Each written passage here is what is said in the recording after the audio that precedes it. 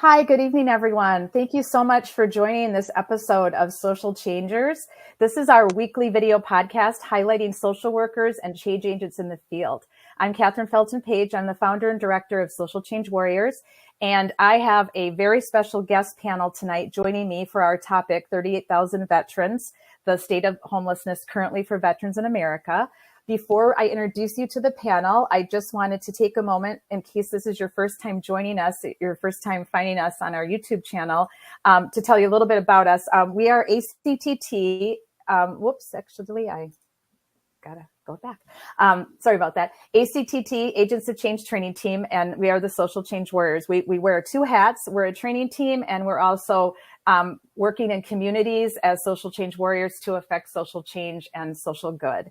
So our team members have masters in social work. They are certified social work associates, many of them, and some of our team has licensure in social work. So our purpose is to work for sharing evidence-based research that has facts and human interest stories that we also find out in the world and bring those to you. So our research, our facts, our human interest stories pertain to social change, social equity challenges, and social justice problems in our nation.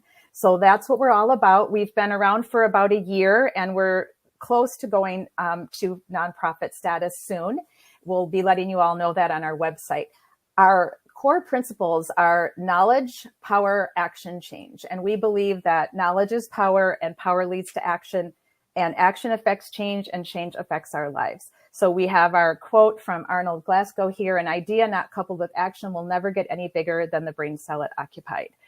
You can think about things all day long, but if you don't take action, nothing's going to happen. So that's what we're all about at Social Change Warriors. We have a website, we have a YouTube channel, and we hope that you'll check us out. You can read about our goal, our mission, and our vision on our webpage. And I am going to bring our panel up for you and get them on the screen so you can meet them. And we're going to talk about the 38,000 veterans who are experiencing homelessness in America. So I'm going to bring up Raphael. Frederick, first of all, I almost said your old last name, and let you introduce yourself to our audience. Hi, yes, I'm Raphael Frederick. I am currently in the process of developing Biosite Services LLC, which is focusing on assisting veterans, elderly, and disabled people mentally and physically. Where are you calling in from today, Raphael? Oh, Virginia. Great, thank you. Raphael and I met about 4 years ago when I was a field instructor with the Siskey Group, an intern program for the USC Master's Program. Do you want to introduce your friend that you brought in tonight for our discussion, Raphael? Yes, this is Jordan Fox. He graduated from USC. Go ahead, Jordan. All right, thank you. My name is Jordan Fox, and I graduated from USC, where I received my MSW. Currently, I work with veterans at the Vet Center. I'm a licensed clinical social worker, and I am calling in from Michigan. Great, thank you so much. Great to have both of you.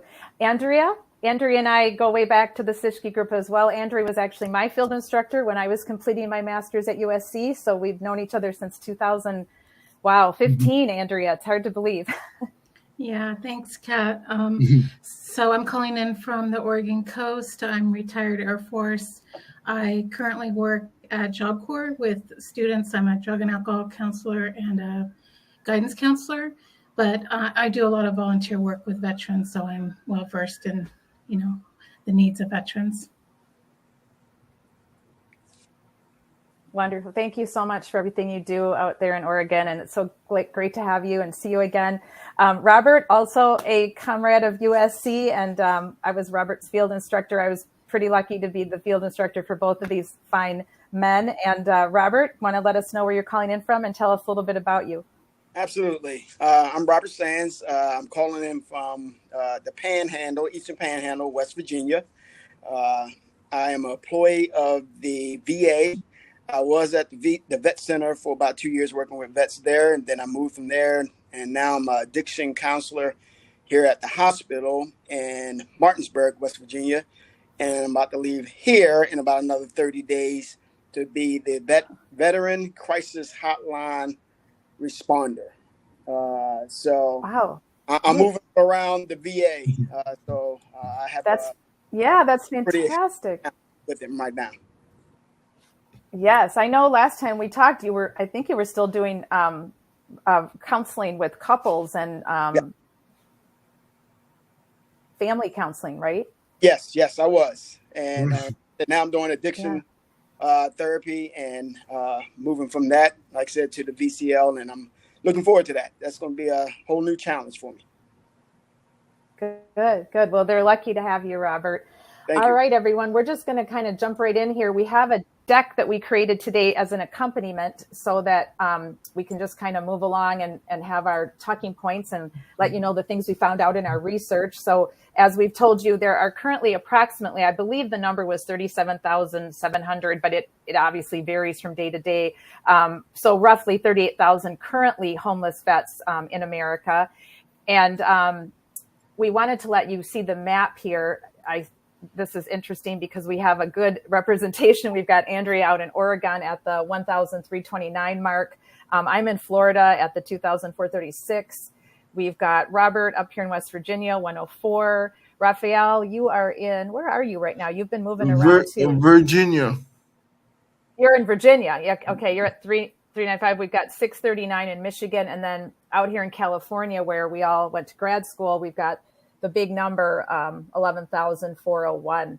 So that's where it all breaks down right now. That's where your 38,000 are across the country at this time. So what is going on with the current state is that there is this really interesting count that they do called the point in time. And this is how they can get us that map and tell us where we're at within a pretty good, idea of the numbers being very closely, accurate. So I know, Jordan, you wanted to share a little bit about some of the work you've done with the point in time count.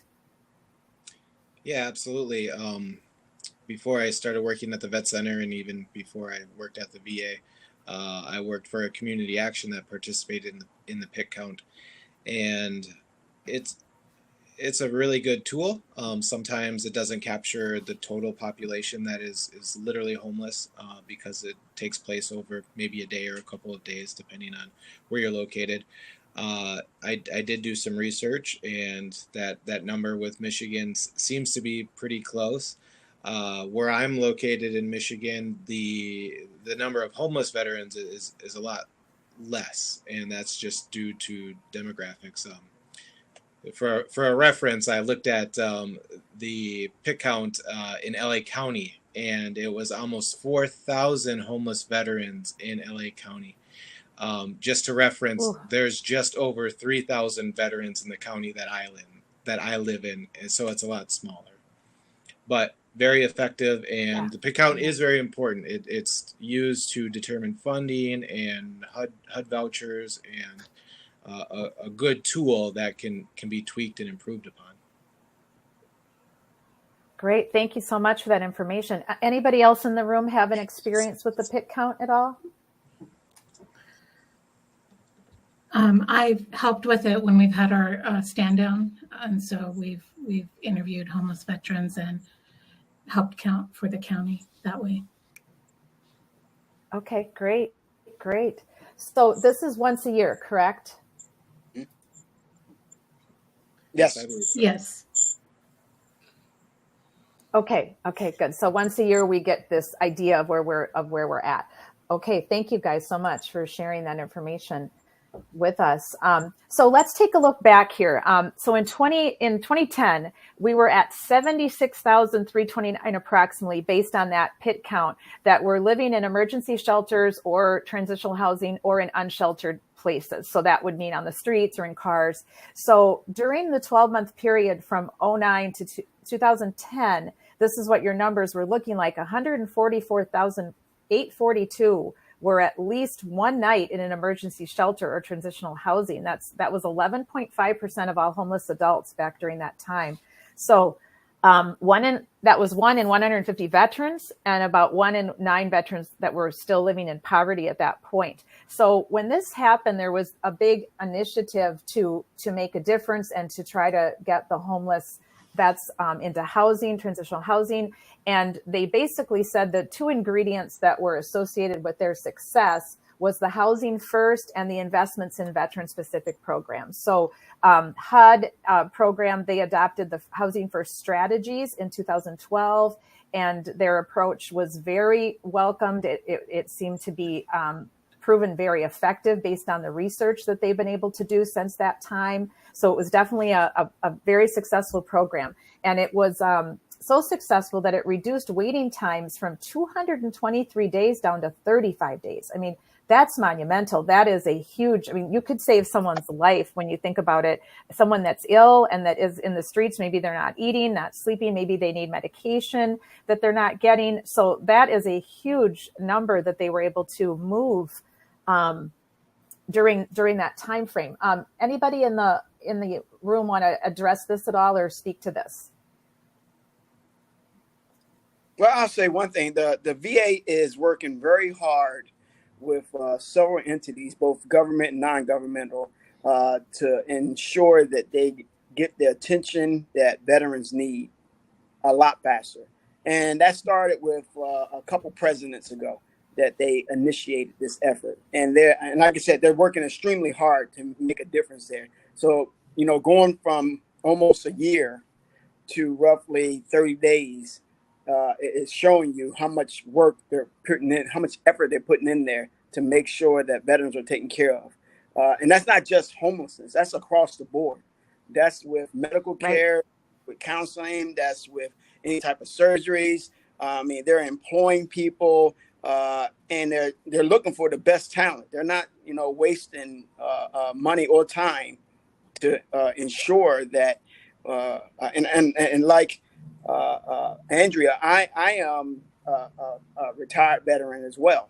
So I understand. I get my treatment there. So I understand the importance of getting the proper care and immediate care to take care of just me. And I'm looking at my situation, and I see vets all day long, like Justin. We're dealing with them constantly. This is not a one-time stop shop. It's a constant visit. And, they're going out into the streets. They're knocking on people's doors. They're sending them emails. They're making phone calls. They're sending them letters. To the point, honestly, sometimes it's so much that you're like, good God, I just got this letter. You just sent this to me. I'm fine. Okay. And I've had veterans do that. And you can testify to that. Hey, I'm good. You called me last week.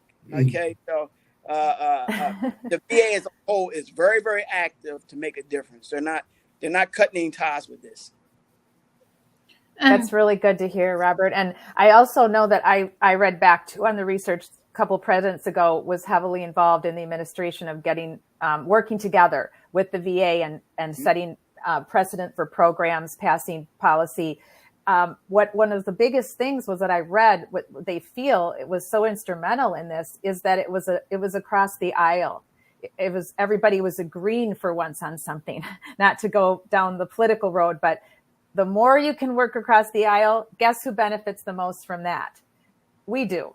Right. The people that voted for them, right? So the people that need the help, we are the ones that end up getting the most benefit when the politicians work across the aisle. So they were very instrumental in that and passing legislation that was helpful, and more grants were instilled during that 2010 to 2016 session. Raphael, you had something that you found that was very interesting. Do you want to speak to to this group a little bit about what you found about the if you suspect that a veteran is homeless? Yes, I was reading if I suspected someone was homeless and I suspected that they were a veteran, all I had to do is provide them the description of the homeless person and the location about where they were located. And I was wondering, how does that work? I found that when I was researching for this topic. Has anybody heard of that or know of or can speak to that, or that is possible? We'll have to table that for our second session that we're going to have in 8 weeks.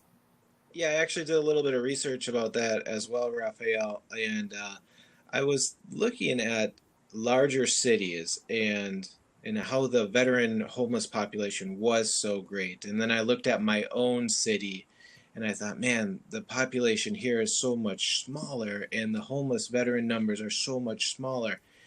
And there is a hotline that the VA has come out and provided that you can call and provide that description. But what good is that? We can get a hold of the federal government and they have all these problems set for us. But what I really started to notice in my community is that we have such a tight-knit group of veteran advocates and a coalition for veterans where it starts from the federal level, trickles down to the state, local, but even your neighbor. So when somebody identifies a veteran, my community takes almost a no wrong door approach to addressing their problems. And if I see somebody that is homeless, I can call this number. My local VA has 3 employees that work in the homeless program. Sure, 3 employees probably cannot cover Los Angeles, but 3 employees can cover the 3,000 veterans that are working in my jurisdiction. So I think it's a fantastic concept. It's, do we have the resources and manpower to respond to every person that identifies as a veteran or we feel as a veteran? And that can become a problem that I see. And kind of like the mission of this organization, what good is an idea if you don't put action into it? And I would like to see that expanded after doing a little bit of research. Yeah, Kat, I just wanted to add to that as well. I would suggest that, just like Jordan said, it starts in the local community. Our local veteran service officer, he is aware of pretty much all of the homeless vets in our area, and he's either reached out to them and tried to connect them with resources or, give them tools. So, and especially with the veteran organizations too in our community. So just like I would just echo what Jordan said about it starts right here at home. Yeah, great. And it's really good to hear that, they have a handle on it and that they're doing it sounds like they're just doing the best they can, but not having enough numbers to find people who, when you're out there in the streets, you can hide. There's a lot of places that you can hide yourself and you can't be found. So that's a problem too. Go ahead, Raphael. Another thing that I was wondering that was popped in my mind is that if the individual presents with a mental health issue at the time, do they take care of that individual at the time of initial meeting, or do they give them like a card and say, go here? So I don't know if anyone could answer that. And that question is open to anybody.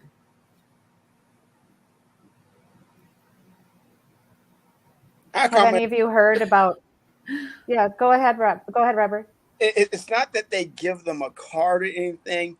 If I were a homeless veteran, and using myself just as an example, if I was a homeless veteran and one of you all came that worked for the VA or worked with one of the organizations that work with the VA, and you was trying to give me help as far as the mental health side and the homeless side, they're going to address the immediate need first. What is the immediate need? What is it's a triage basically. It's going to be treated as a triage. Yeah. What is that? Triage, yeah. And some may say it is the homelessness, despite the severe mental health or substance abuse, or it could be the substance abuse is the main problem. So you may have several entities within the VA that's going to attack that. The biggest challenge is getting that veteran to commit to get the help. The help is there. Okay, and that point needs to be driven home. The help is there. The challenge is Right. that veteran to come in there and say help, and Yeah. that becomes a major struggle because they'll need the help and they will say, well, I want this, but I don't want to do all the other stuff. Okay, and that's Right. become a challenge. Uh,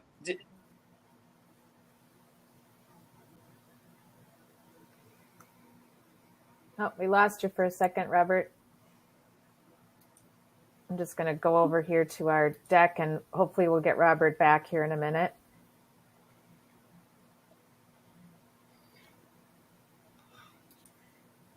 Yeah, I was just going to say what Robert, usually some veterans don't get the help that they need until they're unfortunately arrested or there's some situation, Right. with court or something like that. That's the point of time when they when they start getting the resources that they need.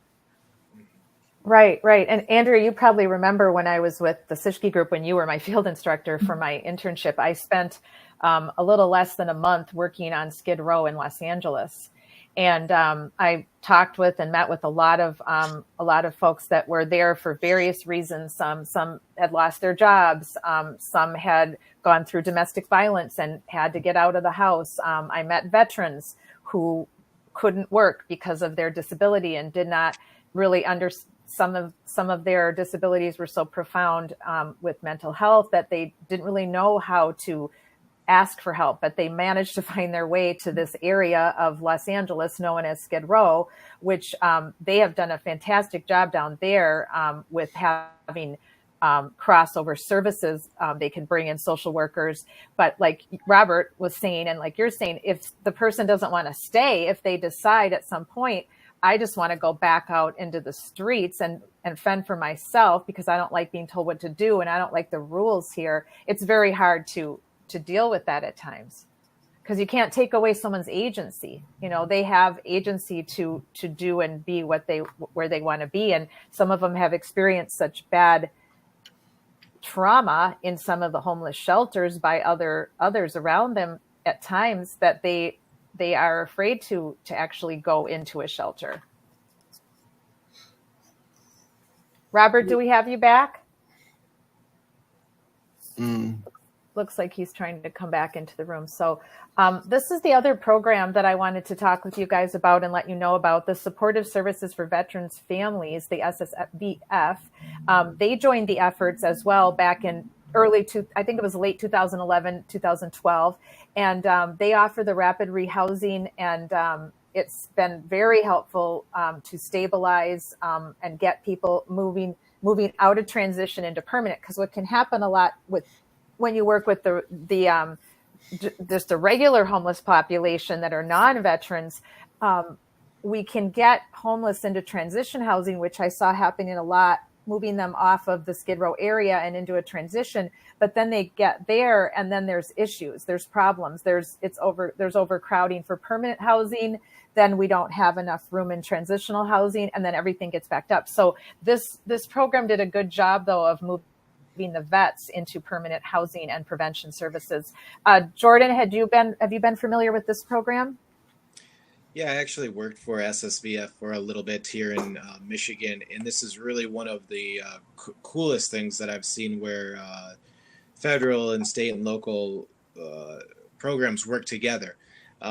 So SSVF can help with rapid rehousing and assisting in rent or maybe that security deposit, and hopefully partnering with the VA and the HUD-VASH program where we can pay for rent, and hopefully these veterans are able to apply for and get some sort of housing assistance.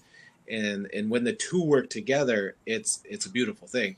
And not only just SSVF, but when you think of housing, so we can house somebody, we can put a roof over their head, but what more do they need? They do need medical care. They do need a bed to sleep on. They do need a coffee table, and that expands to our very local Salvation Armies, our Goodwills, our other partners that can help and assist homeless veterans. And really cool program. I enjoyed my time with that. I eventually ended up going to school and got my master's, so I moved on from that. But it's very effective and a great program to be partnering with the VA. Thanks so much for sharing it with us. Go ahead, Raphael. I do. So, okay, now we discuss what they do if they have an individual or an apartment. Is the way different when we're discussing a veteran that could say they're in the process of losing their home, or is that a whole different type of animal that that program does not touch? Sure. So I'm not sure how the program is today. I do remember when I was working in that program, there was a veteran that I can think of that was actually living in an apartment that was not handicap accessible, and he needed to have an apartment that he could access and be able to function and live in. And I want to say it's something called rapid rehousing. So we identified that there is a need, that this apartment is not adequate for this veteran and their disability. And we were able to use some funding along with assistance from other organizations to get them into a ground level apartment. So yes, and each place probably has different guidelines and there's income guidelines, but I would imagine that is a possibility depending on area. If I could just follow up on what Jordan was saying about partnerships. So where I'm at, I'm in a rural area, and the VA facility in Portland is 4 hours away. Salem's 2 hours. So we don't have a lot of VA services out here except for our CBOC, right down the road. But we have found a lot of success with partnerships with, say, Habitat for Humanity, like Justin said, Goodwill, Salvation Army. We have Operation Restore Hope, which has Brian's House. And these are all supported by, a lot of the veteran organizations, AMVETS, VFW, Legion, stuff like that. And so sometimes you just got to take it into your own hands and to get things done. And, that's what a lot of rural areas do. Not to discount what the VA services provide, but. Right.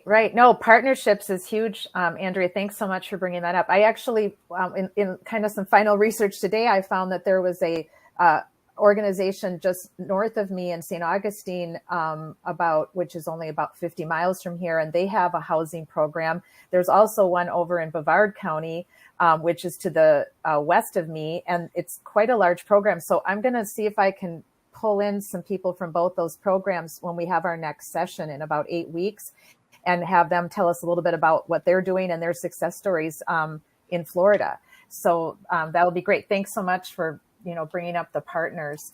So just let's move on here to our next topic that we put together for you in our research. So now we're at a situation where we had the 76,000 that we talked about, and we had these programs going on, working together. We had the government involved. We had the politics involved, where they were working together across the aisle and creating legislation and policies. Now we have a stall. So we've been at this kind of 38,000 mark roughly since 2016. It sort of declined in 2016 and it continued to go down. And then we kind of just stayed here, stagnant now at the 38,000. So what we're going to talk about when we meet again in 8 weeks is what caused this stall. So we're going to be inviting some staff members from the VA, department heads, hopefully, to come in and talk to us about what they felt might have caused the stall. But I know, Jordan, you have some suspicions that you wanted to share with us. Well, I'd made a little joke earlier. I used to work for the SSVF program, and that was from about 2014 to 16. And it looks like that's when maybe it became a little more apparent that we were stuck at this number of 38,000. But yeah, I think when we look at the veteran homeless population, it's not one individual's problem. It is all the way from the federal level to the actual veteran. And we need to be able to have kind of this no wrong door. If somebody presents, I have a problem, all right, let's work to fix this. Kind of, Raphael made a comment where, do they walk in and you just give them a card? That's not very effective when they are in a housing crisis. They might not have food. So you take somebody and they don't have a roof over their head, or their stomach is growling, and you say, hey, call this person. Well, dude, I'm homeless. I don't even have a phone. How do you expect me to do all of these things? Yeah. And that needs to be the focus, is that it's not just one agency or person's responsibility. Like Andrea said, local organizations, service officers, if everybody could come together and work as a team. In my community, we have something called a Veterans Community Action Team, where you take all of these service organizations, service officer, VA employees, state employees, and we literally come together like a discussion and say, hey, these are some of the problems happening in our areas. How can we address them? How can we fix them? How can we use local fundraisers? How can we use federal dollars to work on this problem? Great. Thank you so much for sharing all that, Jordan. That's really insightful. Do a little research about the timing of this stagnant situation. I do want to look into and see what policies might have been either discontinued or rolled back since we did change administration. It'll be interesting to see if there was anything there that might point in that direction.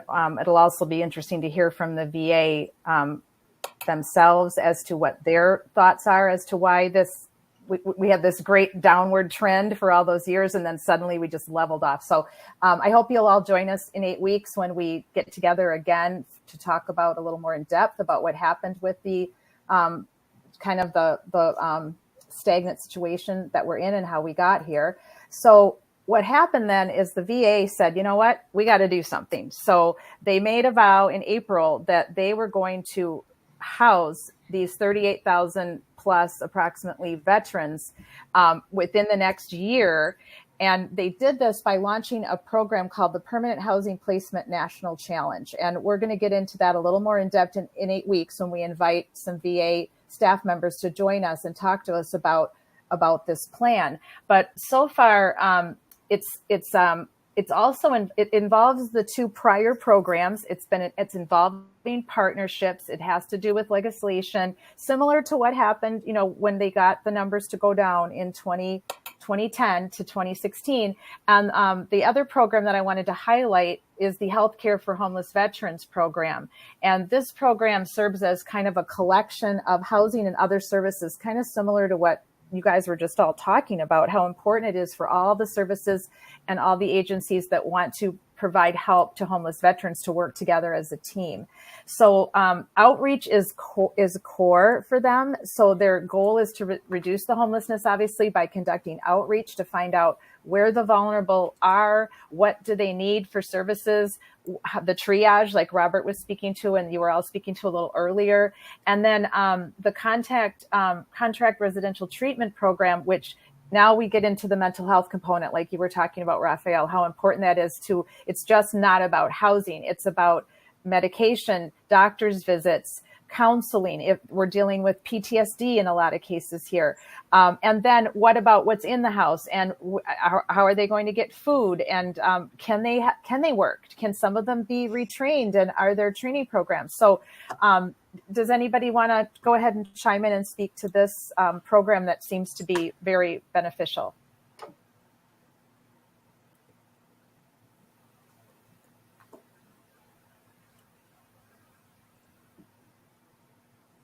I don't know enough about it, Kat, so I'll defer to somebody. Has anybody heard of this? I'm just curious because, this was a big media push when they put this out that they were going to rehouse these 38,000 veterans. I'm just curious, you guys work in social work and Robert, I don't know if you can still hear us or not, but I think I think he's still in the room. I think you have to make him a presenter, Kat, so he can come back on camera. Did he try to come back in? He's an invitee. So I would say the VA does set very ambitious goals and doesn't always, maybe think through how that's going to be implemented. But, just my own experience. Yeah. Right. Robert, well, I'm sorry I didn't see you. We were trying to get back in. I thought I'd already given you presenter rights, so sorry for the delay on that. So we want to get you back in the room so you can comment on the two most recent slides that we had up. Jordan, do you have anything to add about that program? Have you heard of it? Yeah, I guess I'm not too familiar with that specifically. I do know that there is a homeless program, and I'm sure that they are incorporating some of these things, especially if it's a VA national initiative.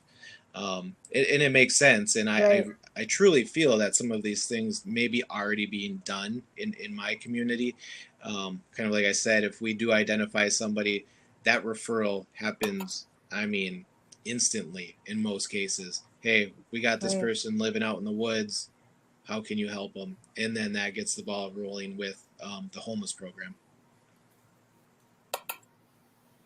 Good. Well, we're going to learn more about that because when we invite our VA special guest to the room here in 8 weeks, we're going to learn more about this program. And what I'm interested to know is where are they, if they haven't any idea where they're at, because obviously the pit wouldn't be done right now, but I would really like to know where they're at, where they think they're at right now, what progress they've made since the challenge came out in April.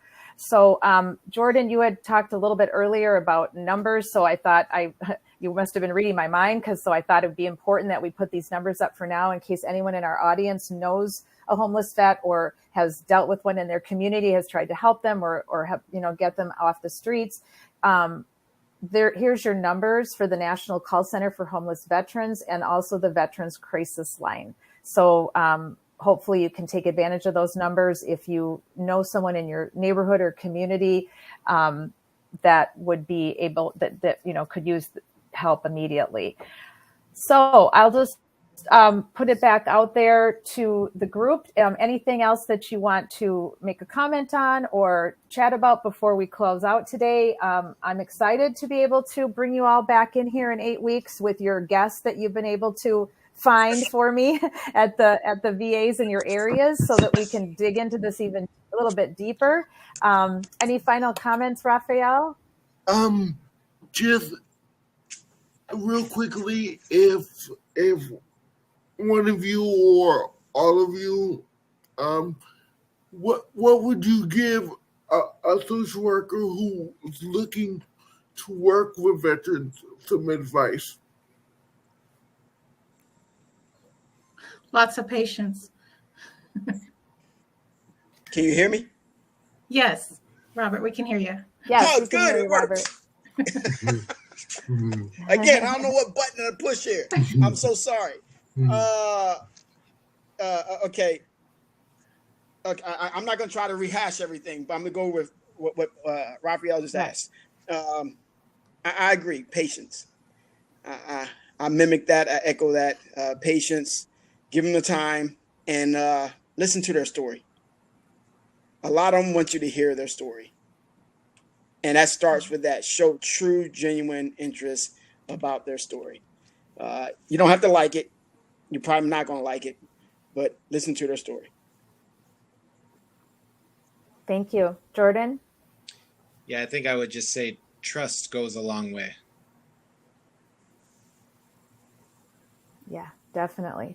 And it is hard to build trust at times too when you've been through so much. And so I want to say in closing, thank you all for your service so much to our country. Thank you just doesn't seem like enough when I've heard from those of you that have served what you went through when you were in the military, and we've talked personally about it. And my grandfather was a vet, World War II vet, and I got to hear a lot about his experiences. So it's something that's hard for me to even fathom what you endured at times. And so thank you so much. And also to our homeless veterans, I pray and just hope that you find the peace that you so deserve.